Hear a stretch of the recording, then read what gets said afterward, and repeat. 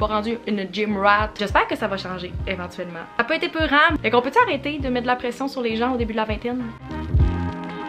Allez YouTube! Aujourd'hui je vous retrouve avec la vidéo annuelle que je fais à ma fête, c'est-à-dire les 22 choses que j'ai apprises à 22 ans. Ça fait à peu près 4 ans maintenant que je fais cette vidéo-là, la semaine de ma fête.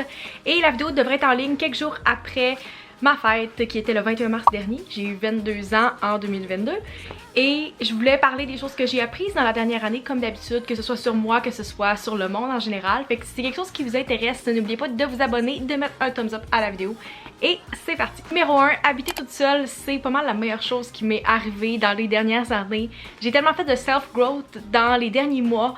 Puis le fait d'habiter toute seule m'a vraiment beaucoup aidé. Puis je pense que j'ai grandi un petit peu plus vite en habitant toute seule que si j'avais habité avec des colocs, des amis, peu importe. Quand t'habites toute seule, t'as beaucoup plus de temps pour penser. Puis surtout dans la dernière année et demie que j'habitais toute seule, il y avait une pandémie. Puis souvent, il y avait des confinements entre-temps. Fait que je trouve que j'ai vraiment beaucoup grandi en habitant toute seule. Puis j'ai appris beaucoup de choses sur moi-même, puis c'est la meilleure chose qui a pu m'arriver. C'est une très bonne décision que j'ai prise et je continue à le faire dans les prochains mois, les prochaines années. Numéro 2, c'est correct de pas toujours prendre des décisions qui sont rationnelles, puis de suivre son cœur. Des fois, votre tête vous dit quelque chose, votre cœur vous dit quelque chose, puis c'est correct d'écouter votre cœur et non nécessairement juste les décisions qui font du sens ou qui sont rationnelles. Numéro 3, manifesting is real. Ça fait depuis le début de 2022 que je manifeste des choses, que ce soit dans mes vision boards ou peu importe.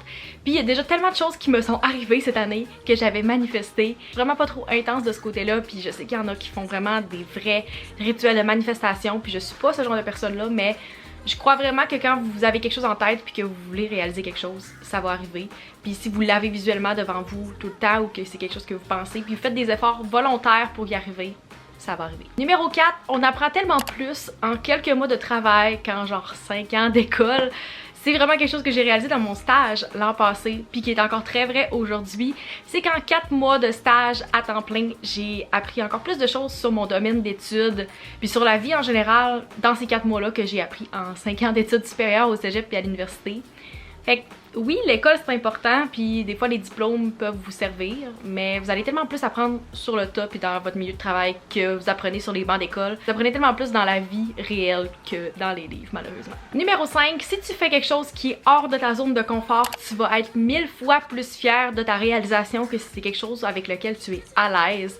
Ça peut s'appliquer à plein de choses que j'ai faites cette année, mais des fois c'est le fun de faire des choses que vous êtes familier, que vous connaissez, vous savez que vous êtes bon, mais de sortir de sa zone de confort, puis de faire quelque chose, puis de le réussir. Après, vous êtes tellement fiers, puis encore plus quand c'est pas quelque chose que vous étiez habitué. Ça peut être épeurant, mais c'est vraiment le fun de voir l'évolution de votre parcours là-dedans, puis après de vous dire « Hey, je l'ai fait ».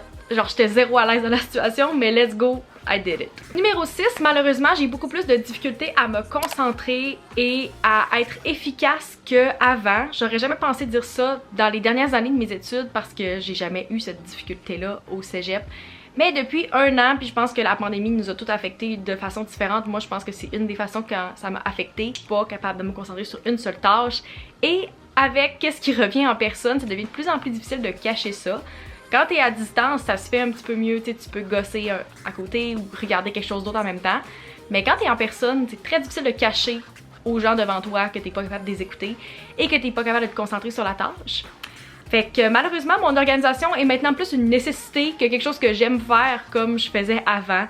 J'ai juste plus le choix d'être organisée parce que sinon, je suis vraiment overwhelmed et je suis pas capable de me concentrer sur une seule chose. Numéro 7, je suis plus une fille de gym que je pensais, puis là je dis ça, mais je suis pas rendue une gym rat ou peu importe. C'est une place où je me sens de plus en plus à l'aise, puis que pendant les différents confinements, quand ça fermait, c'est là que je ressentais le besoin d'y aller. Avant, je comprenais le fun de marcher, peu importe, mais je comprenais pas le fun d'aller dans un gym.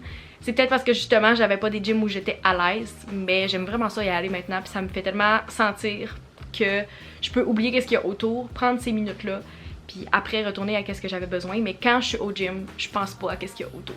Numéro 8, si t'attends d'être motivé pour faire quelque chose, tu risques de juste jamais le faire. C'est plus facile à dire qu'à faire évidemment, mais des fois t'as juste besoin de te pousser. Puis on parle tout le temps de comme je suis pas motivée pour aller au gym, je suis pas motivée à faire ça, je suis pas motivée à travailler. Puis je comprends, c'est une bonne défaite à utiliser, je m'en sers régulièrement, mais des fois t'as juste pas le choix. je suis entièrement d'accord avec s'écouter, puis écouter son corps, puis sa tête, mais des fois, il faut juste se forcer, puis faire quelque chose qu'on n'est pas nécessairement motivé, puis qui nous tente pas pour avoir les résultats, parce que tu peux pas attendre tout le temps d'avoir la motivation, tu feras rien. Numéro 9, quand tu fais ton coming out, tu le feras pas seulement une fois, puis tu vas devoir le refaire un peu toute ta vie, à tout le monde, tout le temps. J'ai fait mon coming out publiquement dans la dernière année, puis c'est pas quelque chose avec lequel j'ai fait face tant que ça. Mais j'en ai parlé avec des gens, c'est des conversations que j'ai eues puis que des choses que j'ai réalisées dans les derniers mois. C'est que tu le fais pas juste une fois, le terme coming out premièrement devrait juste même pas exister. Qu'est-ce qui arrive dans notre société hétéronormative présentement, c'est que faut tout le temps falloir que tu prouves le contraire et que tu fasses ton genre de mini coming out tout le temps parce que les gens vont assumer que tu es dans une relation hétérosexuelle ou que tu es attiré envers le sexe opposé. Les personnes qui sont pas dans la communauté ont tendance à penser que c'est juste un processus que tu fais une fois puis que tu es obligé de le faire, que ce qui est pas le cas. Dans le monde dans lequel on vit présentement, c'est quelque chose que malheureusement tu vas devoir faire toute ta vie. Et j'espère que ça va changer éventuellement. Je le souhaite à 1000%.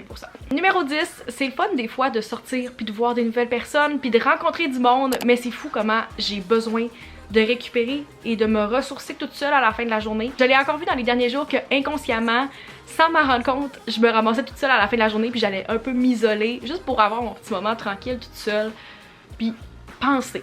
Juste avec moi-même, puis pas tout le temps avoir une présence à côté de moi. Presque 50-50 de introverti puis extraverti, mais ce côté-là ressort vraiment le fait que je suis introvertie.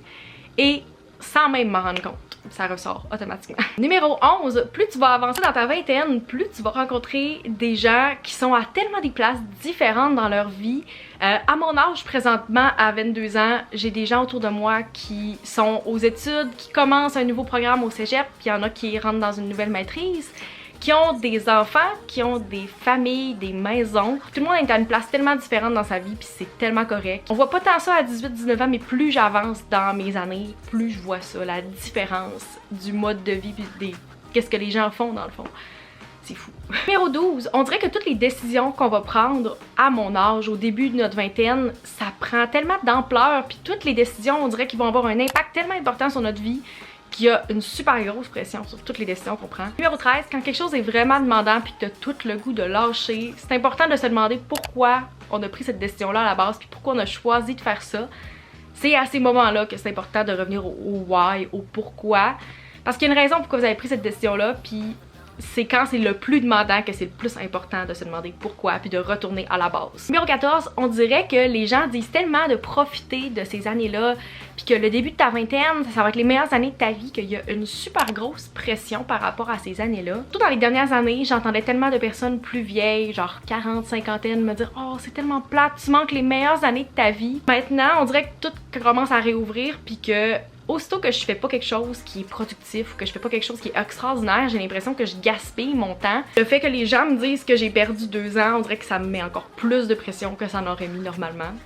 Fait qu'on peut-tu arrêter de mettre de la pression sur les gens au début de la vingtaine, s'il vous plaît? Numéro 15, quelque chose que j'ai mentionné dès mes 18 ans et que je suis encore totalement d'accord, c'est que j'aime pas faire l'épicerie puis la cuisine.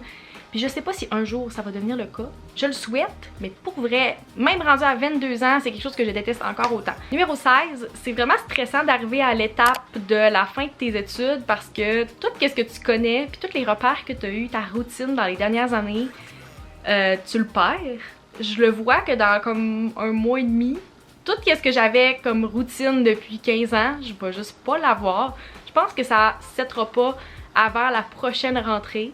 Je pense que cet été, ça va un petit peu passer plus smooth la transition. Numéro 17, peu importe si j'ai un appart, que je paye mes factures, que je travaille, je me sentirai jamais vraiment comme une adulte, on dirait. On dirait que j'ai pas de sentiment d'appartenance avec le mot adulte. Je le vois tellement comme quelque chose d'externe et non comme mon identité. Même si techniquement je suis une adulte depuis une couple d'années. Numéro 18, je peux t'offrir environ 7 à 8 semaines maximum avec un gros horaire chargé, puis étirer l'élastique, mais qu'est-ce qui risque de le faire éclater? C'est une nuit de sommeil qui manque. C'est ça qui fait que le mental breakdown arrive. Fait que j'ai découvert que c'est à peu près ça le time span que je peux avoir 7 à 8 semaines. L'élastique bien étiré. Puis après ça éclate. Numéro 19, dans la même année, j'ai réussi à développer une anxiété de foule et aussi à la combattre. Je pensais jamais vivre ça, merci pandémie, mais c'est très récent que je commence à me sentir un petit peu mieux par rapport à ça. Je vous dis que c'est pas un sentiment qui est fun. Si vous l'avez déjà vécu, C'était une première pour moi. Je suis contente que ça commence peu à peu à disparaître. Numéro 20, j'aime tellement les marches et les couchers de soleil que c'est 2 critères qui ont pu entrer en compte dans la décision d'un appartement pour moi. Des fois, les gens ils cherchent des comptoirs, de l'espace. Moi, c'est ces 2 critères-là qui étaient importants. Numéro 21, des fois, vous allez prendre des décisions puis les gens vont pas toujours les comprendre puis c'est vraiment correct comme ça. Vous avez pas besoin de vous justifier. Et finalement, le numéro 22, c'est difficile en maudit de trouver 22 leçons. C'est ça. C'est tout, j'espère que vous avez apprécié les 22 choses que j'ai apprises à 22 ans. N'hésitez pas à me laisser dans les commentaires une leçon que vous avez appris dans la dernière année. Toujours le fun de voir, vous, comme qu'est-ce que vous avez appris, puis surtout qu'il y a beaucoup de choses qui sont passées dans la dernière année. Fait que je suis curieuse, vous me direz ça dans les commentaires. Abonnez-vous si c'est pas encore fait, mettez un thumbs up à la vidéo et on se retrouve dans ma prochaine vidéo.